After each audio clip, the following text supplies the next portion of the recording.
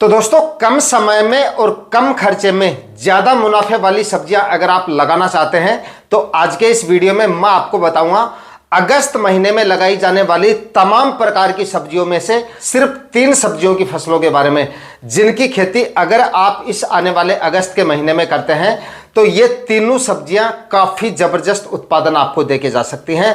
लगाने का खर्चा इन तीनों सब्जियों का काफ़ी कम है, मतलब कम खर्चे में आप इन सब्जियों की खेती कर सकते हो। और इन तीनों सब्जियों को लगाने का जो तरीका है, इनकी खेती करने का जो तरीका है, ज़्यादा से ज़्यादा उत्पादन लेने का जो तरीका है, वो बिल्कुल आसान है। यानी कि आसानी से इन तीनों सब्जियों से काफ़ी ज़ोरदार उत्पादन लिया जा सकता है। रोग बीमारियां भी इन तीनों सब्जियों में आपको काफ़ी कम देखने को मिलेंगी। और मंडी भाव की तो आप चिंता ही मत कीजिए, क्योंकि इन तीनों सब्जियों के मंडी भाव जो हैं वो आपको काफ़ी ज़ोरदार मिल जाएंगे। लेकिन ये सब्जियां ऐसी हैं कि इनके मंडी भाव आपको गारंटी से काफ़ी शानदार मिलेंगे, काफ़ी शानदार मंडी भाव मिल जाएंगे, उत्पादन भी काफ़ी ज़ोरदार मिल जाएगा और कम समय में उत्पादन देना शुरू कर देंगी।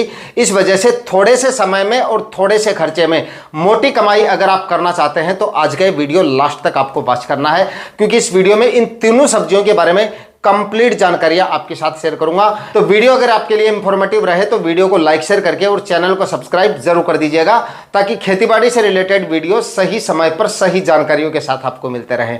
नमस्कार दोस्तों, मेरा नाम है सुरेश और आप देख रहे हैं खेत किसान झुंझुनू। तो दोस्तों, आप भी इस अगस्त के महीने में कम खर्चे में और कम समय में उत्पादन देने वाली अगर कोई सब्जी फसल लगाना चाहते हो और ज़्यादा से ज़्यादा मुनाफे वाली फसल अगर आप लगाना चाहते हो तो इस समय पे हरे धनिया की खेती आप कर सकते हो। पूरे अगस्त के महीने में हरे धनिया की खेती ही क्यों कर सकते हो, ये आपको मैं बताता हूं कि इसके जो फायदे हैं वो सुन लीजिए। हरे धनिया की खेती अगर आप करते हैं तो बाकी सब्जियों के मुकाबले कम समय में ये आपको उत्पादन देना शुरू कर देती है और आपका जो प्लॉट है वो मैक्सिमम 60 से 70 दिन में खाली हो जाता है। यानी कि 55-60 दिन में ये आपको हार्वेस्टिंग देनी शुरू कर देती है। 55 क्या 45-50 दिन में हार्वेस्टिंग दे देती है। अगर आप ठीक से खाद्य उर्वरक डालते हैं और क्लाइमेट कंडीशन इसके अनुकूल होता है तो लगभग 45-50 दिन में पहली कटाई आपको दे देता है ये। तो मैक्सिमम 60 से 70 दिन के अंदर आपका जो प्लॉट है ना वो खाली हो जाता है। इतने कम समय में बहुत कम सब्जियां ऐसी हैं जो आपको उत्पादन देती हैं। जल्दी अगर आपका प्लॉट खाली होता है तो इसके कई सारे बेनिफिट है। अगर आप आगे आने वाले दिनों में उसकी जगह पे कोई दूसरी सब्जी फसल लगाना चाहते हैं तो इसके लिए आपका प्लॉट जो है वो बुक नहीं रहता है, मतलब प्लॉट जल्दी खाली होने की वजह से दूसरी फसल वहां पर आसानी से ली जा सकती है। उसके बाद में अगर आप इसको 15-20 दिन बाद में लगाते हो तो 2-3 महीने बाद में अगेती सब्जियां लगाने का सीजन भी शुरू हो जाता है। तो सर्दियों में अगर आप अगेती सब्जियां लगाने की सोच रहे हैं तो वो आप लगा सकते हैं, या फिर और कोई बाकी जो सर्दियों वाली सब्जियां हैं उनकी बुवाई वहां पे कर सकते हैं। यानी कि उस एक ही प्लॉट में 5-6 महीने के अंदर आप 2 फसलें ले सकते हैं। ये इसका सबसे बड़ा बेनिफिट है। यानी कि 60-70 दिन में आपका पूरा प्लॉट खाली हो जाता है। और खेती जो है हरे धनिया की काफ़ी कम खर्चे में की जाती है। यानी कि 1 एकड़ में आप खेती कर रहे हो तो मैक्सिमम 10,000 रुपये का खर्चा भी आपका आएगा नहीं। इतने कम खर्चे में और कोई सब्जी नहीं होती है जिसकी आप खेती कर सको। तो ये इसका सबसे बड़ा फायदा है। उत्पादन काफ़ी शानदार आपको दे जाता है। मंडी भावों की मैंने आपको शुरुआत में बता दिया था कि चिंता करने की बात ही नहीं है, क्योंकि हरे धनिया के मंडी भाव हमेशा काफ़ी शानदार रहते हैं। और इस समय पर अगर आप हरा धनिया लगाते हैं तो 100-150 रुपये आराम से आपके इसके मंडी भाव लेके चल सकते हैं। अगर 60-70-80 रुपये मिल रहे हैं तो भी क्या दिक्कत है, 60-70 तो आप लेके चल ही सकते हैं। कभी कभार मतलब फिलहाल की बात करें तो 100-150 रुपये केजी फिलहाल धनिया जा रहा है। आगे अगर आप अगस्त में लगाते हैं तो अगस्त में लगाया गया धनिया भी आपका जो है वो काफ़ी अगेता होता है, इसके भी आपको काफ़ी ज़ोरदार मंडी भाव मिल जाते हैं। तो हरे धनिया की खेती अगर आप करेंगे तो ज़ोरदार कमाई हरे धनिया की खेती से कर सकते हैं। लगाने का तरीका आपका एकदम अच्छा होना चाहिए। इसकी खेती के लिए ये दोमट और बलुई मिट्टी जो है वो काफ़ी ज़्यादा सर्वश्रेष्ठ मानी जाती है। और ऐसी जमीन का आपको चुनाव करना है जहां पर ज्यादा देर तक जल भराव वगैरह नहीं होने चाहिए। हरे धनिया की खेती अगर आप बरसात के दिनों में कर रहे हैं, अगस्त में कर रहे हैं, तो जल भराव अगर काफी ज्यादा तेज बारिश वगैरह होती है तो 1-1.5 घंटे के लिए हो जाता है तो वो चल जाता है। लेकिन 1-1.5 घंटे से ज्यादा पानी जमा नहीं रहना चाहिए। जल निकास की उचित व्यवस्थाएं होनी चाहिए। ऐसे खेत में अगर आप खेती करेंगे तो और भी अच्छा उत्पादन आपको मिल सकता है। आपके हरे धनिया के प्लॉट में किसी भी तरह की रोग बीमारी आपको देखने को नहीं मिलेगी। 2-3 कल्टीवेशन करके मिट्टी को एकदम भुरभुरा बना ले और खेत को एकदम समतल बना के और उसके बाद में बेड बनाकर भी आप हरे धनिया की खेती कर सकते हैं। क्यारियां बना के भी खेती कर सकते हैं और स्प्रिंकलर सिस्टम से भी आप इसकी खेती कर सकते हैं। बीज की मात्रा की बात की जाए तो 1 एकड़ में अगर आप हरे धनिया की खेती कर रहे हैं, गर्मियों के दिनों में कर रहे हैं या बरसात के सीजन में कर रहे हैं तो लगभग 7 से 8 केजी आपके बीज लग जाएंगे 1 एकड़ में। बीज बुआई से पहले बीजों को अच्छी तरह से रगड़कर 2 भागों में आपको डिवाइड कर लेना है और उसके बाद में हरे धनिए के बीजों को आपको छिटक देना है, या फिर बुआना चाहें तो आप बुआई कर सकते हैं। मतलब बेड बना के खेती कर रहे हैं तो जो मशीन आती है गाजर मूली बुआई वाली, उससे आप इसकी बुआई करवा सकते हैं। लेकिन बुआई कराने के बाद में 6-7 दिन तक आपको क्या करना है, हल्की नमी बनाए रखना है, ओवर वाटरिंग भी नहीं करनी है। देखिए, बीजों को डालने के बाद में पहली सिंचाई तो आपको थोड़ी अच्छी कर देनी है और उसके बाद में 4-5 दिन तक अगर ज़रूरत ना हो तो आपको सिंचाई नहीं करनी है, लेकिन मिट्टी ऊपर से सूखनी भी नहीं चाहिए। मॉनिटरिंग आपको करते रहना है। ऊपर से अगर मिट्टी जल्दी सूख जाती है तो जल्दी आपको सिंचाई कर देनी है, और अगर ऊपर मिट्टी की नमी है, हल्की नमी बनाए रखनी है आपको। मतलब अगर ऊपर से मिट्टी सूख जाती है और उसके बाद में फिर आप कमेंट करेंगे कि हरे धनिए के बीजों का जो जमाव है वो नहीं हुआ है, क्योंकि अगर आप छिड़काव विधि से बीज डालते हैं तो आपके बीज जो है वो काफ़ी ऊपर रह जाते हैं, और ऊपर से अगर 1-2 सेंटीमीटर आपकी मिट्टी जो है वो सूख जाती है, कभी कभार ज़्यादा भी सूख जाती है, तो इस तरह की कंडीशन हो जाती है तो आपके बीजों का जो जमाव है वो रुक जाता है और जर्मिनेशन में काफ़ी ज़्यादा समय लग जाता है। तो हल्की नमी आपको बनाए रखना है और ज़्यादा सिंचाई भी आपको नहीं करनी है। इस तरीके से आपको हरे धनिए की खेती करनी है। इसमें आपके खाद उर्वरकों की बात करें तो 50 से 60 केजी आप जो है इसमें DAP खाद ले लीजिए और 30 से 35 केजी म्यूरेट ऑफ पोटाश ले लीजिए। 500 ग्राम फंगीसाइड जरूर डाल दीजिए, क्योंकि फंगस की दिक्कत इसमें आ सकती है पानी वगैरह ज़्यादा गिरने की वजह से। और इसमें हरे धनिए में आपको जो है बीज ज़्यादा डालने पड़ते हैं हमें बिजाई के समय, तो इसमें क्या होता है, हवा और प्रकाश नहीं लगने की वजह से फंगस की जो दिक्कतें हैं वो काफ़ी ज़्यादा हो जाती हैं। तो इस वजह से कार्बनडाजिम 50% वाला एक फंगीसाइड जो है वो आप जरूर डाल लीजिएगा आखिरी कल्टीवेशन से पहले। ये सारे खाद्य उर्वरक डाल के उसके बाद में आपको हरे धनिए के बीजों की बुआई करनी है। तो दोस्तों, बिल्कुल कम खर्चे में इसकी खेती होने की वजह से धनिए की खेती से भी आप अच्छी कमाई कर सकते हो, अगर अच्छी वैरायटियों का आप सिलेक्शन करते हैं और रोग बीमारियों का थोड़ा सा ध्यान रखते हैं। देखिए, हरे धनिए में कोई भी किसी भी तरह की रोग बीमारियां नहीं आती हैं अगर आप ठीक से काम करेंगे, और अगर आएंगी तो वो आपकी कमी की वजह से आएंगी, क्योंकि हरे धनिए की जो फसल है टोटल मैंने आपको बता दिया 60-65 दिन की फसल है।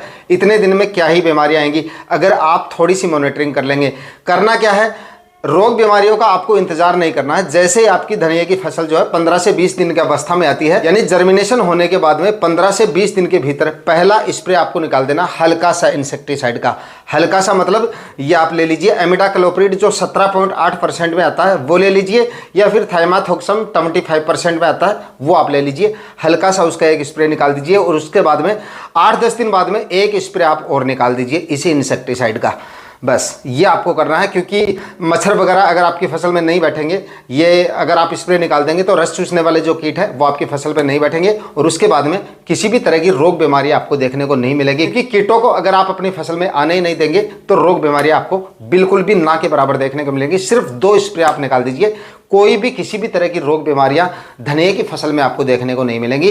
तो अच्छी वैरायटियों का सिलेक्शन करना भी मैंने आपको बताया काफ़ी ज़्यादा जरूरी है। तो दोस्तों, अगर अच्छी वैरायटियों की बात करें तो नामदारी कंपनी की एक तो सुरभि वैरायटी आती है, उसका आप सिलेक्शन कर सकते हैं, या फिर सोनालिका की कश्मीरी गोल्ड आती है, उसका आप सिलेक्शन कर लीजिए। दोनों अच्छी वैरायटियां हैं। बाकी आप अपने एरिया में देख लीजिए कौन सी वैरायटियां ज़्यादा चलती हैं। अच्छी वैरायटियों का सिलेक्शन करेंगे तो उत्पादन आपको और भी शानदार मिलेगा। काफ़ी अच्छे मंडी भाव मिल जाएंगे और काफ़ी अच्छा उत्पादन आपको मिल जाएगा।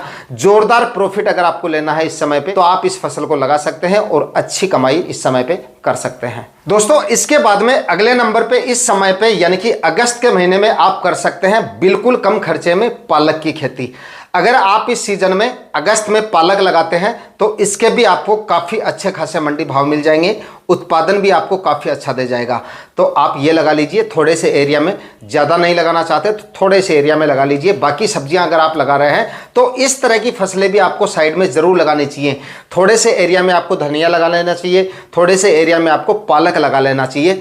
पालक के भी अच्छे मंडी भाव मिल जाएंगे, अच्छा उत्पादन मिल जाएगा और बिल्कुल कम खर्चे में इसकी खेती होने की वजह से साइड में इससे भी आपको प्रॉफिट निकलता रहेगा। बाकी सब्जियां जैसे आप लगा रहे हैं, जैसे टमाटर लगा रहा है कोई किसान भाई, मिर्ची लगा रहा है कोई कोई किसान भाई फूल गोभी लगा रहा है, कोई किसान भाई गाजर मूली लगा रहे हैं। इस तरह की खेती अगर आप कर रहे हैं और साइड में अगर धनिया और पालक भी लगा रहे हैं तो मंडियों में तो देखिए आपका डेली आना जाना रहेगा, उन फसलों को बेचने के लिए मंडियों में आपको जाना पड़ेगा। तो साइड में इस तरह की फसलें भी आप लेके जाएंगे तो इनसे भी आपको एक्स्ट्रा बेनिफिट मिलता रहेगा। और ये फसलें ऐसी हैं, इनसे उत्पादन भले ही आपका थोड़ा कम निकले उन सब्जियों के मुकाबले, लेकिन जितना उत्पादन मिलेगा और जितने मंडी भाव आपको मिलेंगे इनसे, इससे एक अच्छा प्रॉफिट जनरेट किया जा सकता है। मतलब जैसे आप 5 केजी धनिया लेके गए और 100 रुपए के मंडी भाव मिल रहे हैं तो 500 रुपए आसानी से आपको मिल गए। धनिया की खेती आपने कितने दूर में कर रखी है, थोड़े से एरिया में लगा लीजिए, सिर्फ आप ये मानिए कि आधे से भी कम बीघा में आप लगा लीजिए तो आपकी जमीन भी ज्यादा ब्लॉक नहीं होगी। और ये ऐसी फसलें छोटी अवधि की फसलें हैं, इस वजह से जल्दी से हार्वेस्टिंग देके और प्लॉट आपका खाली हो जाता है और ज्यादा दिनों तक आपकी जमीन भी ब्लॉक नहीं होती है, थोड़े से दिनों में उत्पादन देना शुरू कर देती हैं। और मार्केट में ऐसी सब्जियों की, जो पत्ते वाली सब्जियां हैं, इनकी जो डिमांड होती है मार्केट में वो काफी शानदार रहती है, हर समय पे इनकी डिमांड बनी रहती है। बाकी सब्जियों में हम क्या देखते हैं कि शुरुआत में अगर हम अगेती फसलें लगाते हैं या फिर बहुत ज्यादा पछेती फसलें लगाते हैं तो उनमें क्या होता है, एक बार 1-2 महीने के लिए हमें काफी अच्छे मंडी भाव मिल जाते हैं, लेकिन बाद में धीरे धीरे ये मंडी भाव डाउन आ जाते हैं। लेकिन इन फसलों के मंडी भाव उतने ज्यादा डाउन नहीं आते हैं, अच्छे मंडी भाव ही हमें मिलते हैं। इस वजह से अगर आप इस समय पे पालक की खेती करेंगे तो ये भी आपको अच्छा प्रॉफिट देके जा सकता है। इसके बाद में दोस्तों अगली जो फसल है वो है सब्जी वाले गुआर की खेती। और सब्जी वाले गुआर को भी इस सीजन में बिल्कुल कम खर्चे में लगाया जा सकता है। इसका भी लगाने का जो खर्चा है वो काफी कम है, मार्केट वैल्यू इसकी भी आपको काफी शानदार मिल जाएगी। मंडियों में इसकी भी डिमांड काफी ज्यादा रहती है और शहरों में इसको काफी ज्यादा पसंद किया जाता है, मतलब शहरों में इसकी जो डिमांड है वो काफी ज्यादा देखी जाती है। इस वजह से मंडी भाव भी इसके आपको काफी शानदार मिल जाते हैं और इसका जो उत्पादन है वो बाकी आपकी दोनों फसलों के मुकाबले काफी शानदार निकल के आ जाएगा, काफी अच्छा उत्पादन निकलेगा और काफी अच्छे मंडी भाव मिलने की वजह से यह भी आपको जोरदार कमाई करके दे सकता है अगर आप अगस्त के महीने में इसकी बुआई कर देते हैं। देखिए इसमें आपको क्या करना है, अगर आप ग्वार की खेती करना चाहते हैं और अगस्त के महीने में ग्वार लगाना चाहते हैं तो सबसे ज्यादा आपको सावधानी क्या रखनी है, ग्वार की फसल में सबसे ज्यादा जो डिजीज आती हैं वो आती हैं जड़ में, यानी कि जड़ों से संबंधित बीमारियां इनमें सबसे ज्यादा देखी जाती हैं और कोई ऊपर आपको ज्यादा बीमारियां इसमें देखने को नहीं मिलेंगी। जड़ से संबंधित यानी कि फफूंद जनित रोगों का प्रकोप इसमें सबसे ज्यादा देखा जाता है। ग्वार की खेती के लिए भी आपको एक ऐसे प्लॉट का चुनाव करना है जहां पे जल भराव जैसी समस्या बिल्कुल नहीं होनी चाहिए। टाइट जमीन में इसकी खेती करने से आपको बरसात के सीजन में बचना चाहिए, क्योंकि टाइट जमीन में अगर आप खेती करते हैं तो पानी का ठहराव काफी ज्यादा दिनों तक रह जाता है, काफी ज्यादा देर तक रह जाता है अगर ज्यादा बारिश वगैरह होती है। और एक बार जिस प्लॉट में ज्यादा बारिश होने की वजह से पानी ठहर जाता है या पानी ज्यादा देर तक जमा रह जाता है, उसके बाद में जब भी आप सिंचाई करेंगे हल्की सी ओवर वाटरिंग भी हो गई, हल्की सी ओवर वाटरिंग भी हो गई, तब भी उसमें पानी भरना उसके बाद में जमा होना जो है वो शुरू हो जाता है। तो ऐसी कंडीशन में क्या होता है, आपकी ग्वार की फसलों में जड़ से संबंधित बीमारियां आने लगती हैं। तो ऐसे प्लॉट का आपको चुनाव करना है जहां पे जल भराव जैसी समस्या नहीं होनी चाहिए। सिंपल और साधारण विधि से अगर आप खेती करेंगे तो वो ज्यादा सही रहेगा इस सीजन में। या तो देखिए आप बेड बना के करें, बेड बना के करेंगे तो जल भराव जैसी समस्या आपको देखने को नहीं मिलेगी, क्योंकि 1-1 फीट की ऊंचाई पर आपको बेड बनाने हैं तो आपकी जो फसल है वो काफी ऊंचाई पर रह जाएगी। अगर जल भराव जैसी समस्या आती भी है तो जड़ों तक पानी उस ज्यादा देर तक मतलब नहीं रहेगा, इस वजह से आपको रोग बीमारियां काफी कम देखने को मिलेंगी। या फिर आप जो है देसी हल या कल्टीवेटर से इसके बीजों की बुआई करवाएं। इस सीजन में आप ग्वार की खेती कर रहे हैं तो क्यारियां बना के आप इसकी खेती ना करें, क्योंकि क्यारियों में मैं आपको बता दिया पहले ही कि अगर जल भराव जैसी समस्या आ जाती है और एक बार जल भराव हो जाएगा तो उसके बाद में लंबे समय तक जब भी बारिश होगी या जब भी आप सिंचाई करेंगे तो वो आपकी जमीन 2-3 घंटे तक उसको सोख नहीं पाएगी और इस वजह से भी रोग बीमारियां जो है वो काफी ज्यादा आपको देखने को मिल सकती हैं। तो सिंपल विधि से अगर आप खेती करेंगे, बेड का तो मैंने आपको बता दिया, कल्टीवेटर से अगर आप बुआई करवाएंगे और बारिश वगैरह हो भी जाती है, काफी ज्यादा बारिश वगैरह हो जाती है और काफी देर तक अगर पानी वगैरह जमा हो जाता है तो इस कंडीशन में आपको क्या करना है, 2-3 दिन बाद में जब भी धूप निकले तो उसमें आप निराई गुड़ाई कर सकते हैं। अगर पानी जमा हो जाता है और वहां पे आप निराई गुड़ाई कर देते हैं तो फिर से वो जमीन आपकी पौली हो जाती है और फिर से अगर बारिश वगैरह होती है तो आसानी से उस प्लॉट में पानी का जमाव जो है वो नहीं होगा। उचित निकास वाली भूमि का आपको चयन करना है, लेकिन कई बार क्या होता है, उचित निकास वाली भूमि का चयन करने के बावजूद भी बारिश वगैरह इतनी ज्यादा हो जाती है तो पानी का ठहराव जो है वो हो जाता है। उचित जल निकास की व्यवस्थाएं हैं फिर भी पानी जमा रहने की वजह से जमीन आपकी वो अगर टाइट जमीन में आप खेती कर रहे हैं तो काफी ज्यादा टाइट हो जाती है, फिर हल्की सी सिंचाई करने के बाद में फिर से वहां पे पानी जमा होने लगता है और आपकी जो फसल है वो काफी ज़्यादा प्रभावित हो जाती है। तो ये बताए गए तरीके से आप इसकी खेती करें, मतलब जल निकास की उचित व्यवस्थाएं होनी चाहिए। सिंपल और साधारण विधि से खेती करेंगे तो निराई गुड़ाई आपकी फसल की हो जाएगी, या आसानी से इसमें पानी का जो जमाव है वो नहीं होगा, या बेड बना के खेती करेंगे तो वो भी ज़्यादा सही रहेगा इसके लिए। बुआई से पहले 50 केजी DAP खाद और 30 केजी म्यूरेट ऑफ पोटाश आपको लेना है। 3 ट्राली सड़ी हुई गोबर की खाद आपको डाल देनी है 1 एकड़ में, और 500 ग्राम फंगीसाइड कार्बनडाजिम 50%, ये भी आपको डालना है क्योंकि जड़ से संबंधित बीमारियां इसमें काफ़ी ज़्यादा आती हैं, तो फंगीसाइड भी आपको जरूर इस्तेमाल करना चाहिए। इस तरीके से अगर आप इसकी खेती करेंगे तो शानदार प्रॉफिट गुआर की फसल भी आपको देके जा सकती है। दोस्तों, इस वीडियो में मैंने 3 फसलें आपको बताई हैं। तीनों ऐसी फसलें हैं जो बिल्कुल कम खर्चे में लगाई जा सकती हैं, आसानी से हर कोई किसान भाई इसकी खेती कर सकते हैं। जो किसान भाई पहली बार सब्जियां लगाना चाहते हैं, पहली बार सब्जियों की शुरुआत करना चाहते हैं और घबरा रहे हैं कि रोग बीमारियां ज्यादा आ जाएंगी, लॉस तो नहीं हो जाएगा, तो इस तरह की सब्जियों का चुनाव आप कर सकते हैं। मंडी भाव का भी कोई झंझट नहीं रहेगा, कोई ज्यादा रोग बीमारियां भी आपको देखने को नहीं मिलेगी, और ज्यादा रख रखाव भी आपको नहीं करना पड़ेगा। गुआर की फसल में भी यही है कि ज्यादा रोग बीमारियां भी इसमें आपको देखने को नहीं मिलती है। परंपरागत खेती टाइप की खेती है जो गुआर है वो, तो ये भी आप कर सकते हैं। बाकी मंडियों का भी आपको नॉलेज हो जाता है, और सब्जियों का पहली बार खेती कर रहे हैं तो इस तरह की सब्जियां लगाएंगे तो आपका अनुभव भी थोड़ा हो जाएगा, मंडियों में भी जान पहचान हो जाएगी। मंडियों में अगर आप जाएंगे तो कौन कौन सी सब्जियां किस समय पे लगाई जाती हैं, कौन सी सब्जियों की किस समय पे क्या डिमांड रहती है, क्या मंडी भाव रहते हैं, इस तरह के नॉलेज आपको जो बेसिक जानकारियां हैं वो आपको मिल जाएंगी। उसके बाद में अगली सीजन में आप बाकी सब्जियों का चुनाव कर सकते हैं, और इस तरह से सब्जियों की खेती की शुरुआत करके अच्छी कमाई भी कर सकते हैं आप। आज के वीडियो में इतना ही, मिलते हैं किसी और वीडियो में नए टॉपिक के साथ, तब तक के लिए जय हिंद, वंदे मातरम।